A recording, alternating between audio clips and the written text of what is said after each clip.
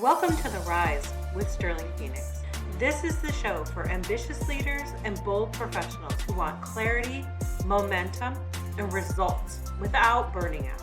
Let's go. Your brand is polished, your tagline is elevated, your website looks great, but no one's buying. Here's why.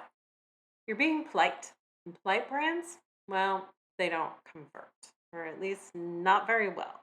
I'm Sterling Phoenix, and today we're talking about how safe branding is killing your pipeline.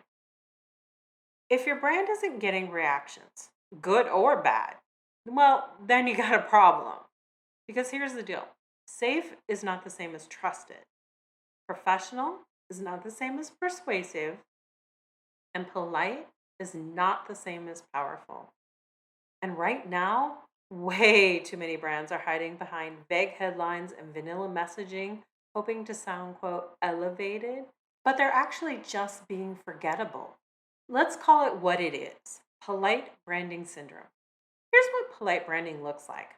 Headlines that sound like slogans instead of solutions, home pages that bury the problem to stay positive, taglines like, elevate your potential.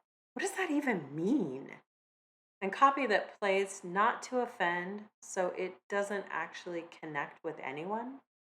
When I work with companies in the trenches, especially B2B startups and mid-sized teams, this is one of the first problems I diagnose, because polite branding is the enemy of performance. Now, let's break down what's actually going on when you're being too professional. You're afraid to name the actual pain. You want to sound positive, inspiring, above all the noise, but here's the truth. If you won't name their pain, they won't believe you have the solution to the pain. Second, you're trying to speak to everyone, so your messaging gets really diluted, and no one feels like you're talking to them. Third, you're more worried about being respected than being remembered. Safe brands get budget line items, but bold brands, they get fast track. So here's your clarity checklist. Ask yourself, would your best fit buyer recognize their current pain in your headline? Does your brand take a position or just list features? Are you showing your solution in a way that triggers desire and urgency? If the answer is not really or sort of, you got a politeness problem.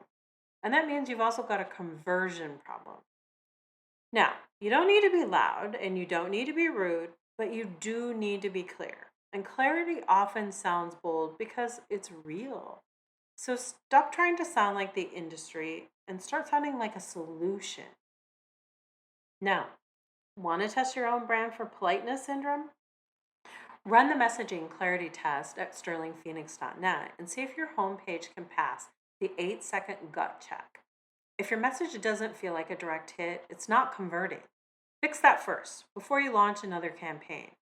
And if this episode hit a nerve, forward it to the marketer or the founder you know who's playing it too safe. This is The Rise, where we say the things that you've been thinking and show you how to fix what's broken. See you in the next one. Clarity, momentum, no burnout. That's The Rise, and it starts here.